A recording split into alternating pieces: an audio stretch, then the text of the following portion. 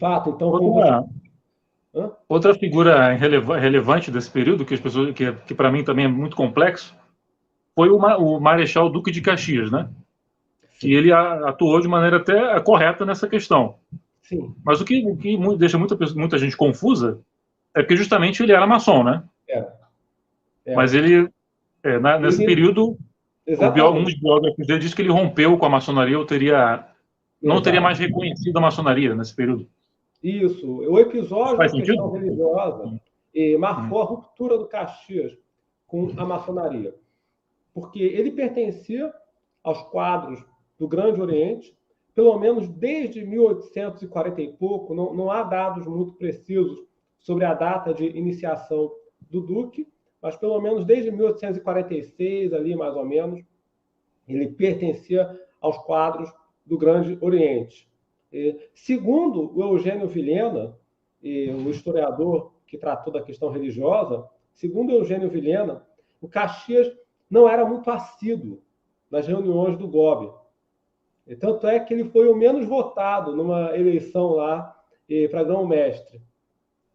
O Eugênio Vilhena conseguiu resgatar um desses boletins do Grande Oriente, e o Caxias teve apenas 2 votos numa votação ali para escolher o próximo grão-mestre. Ele não era muito assíduo. E ele frequentava a igreja regularmente. Essa que foi a sorte, por assim dizer.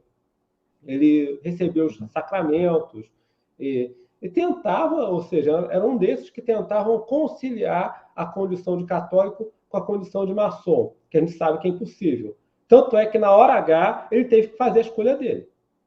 Né? Ou seja, quando surgiu a questão religiosa, ele teve que tomar partido, ele teve que fazer uma escolha. Né? E optou por ficar ao lado dos bispos.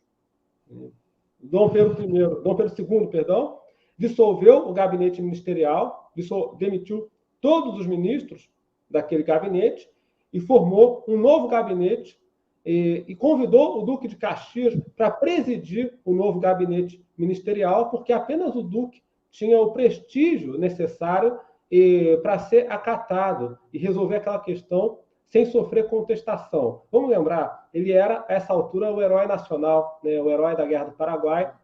Ele tinha muito prestígio.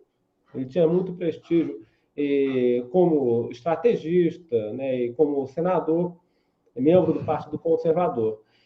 E aí ele aceitou o convite para presidir o gabinete sob a condição de ter carta branca para dar qualquer solução ao caso, inclusive anistia aos bispos.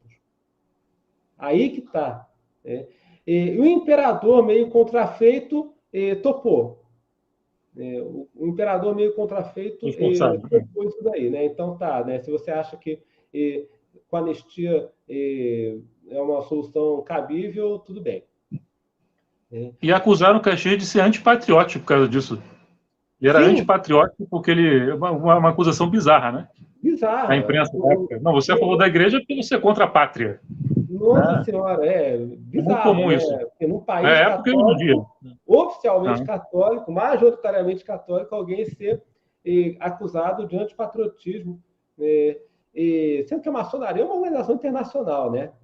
Vamos lembrar. mas eles não são antipatrióticos, eles não se É uma consideram. organização internacional, É. com sua Curioso sede isso. lá em Londres, né? Ah. E aí o Caxias, né, essa questão está muito bem descrita, está detalhadamente descrita no livro do professor Eugênio Vilhena, o Gabinete de Caxias e Anistia ao Bispo, que eu até digitalizei esse livro, Gabinete de Caxias e Anistia aos Bispos.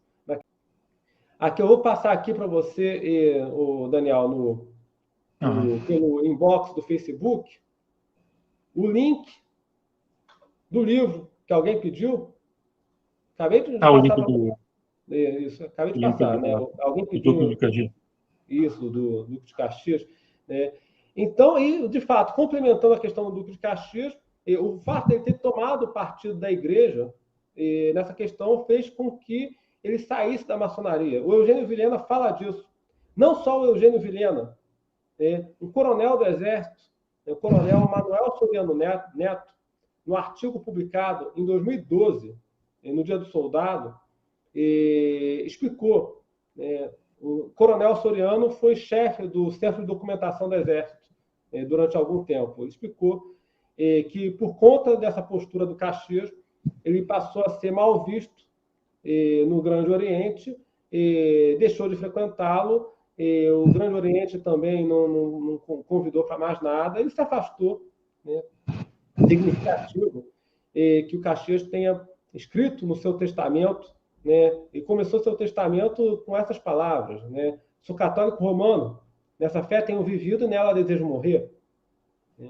Então, ele foi enterrado como católico.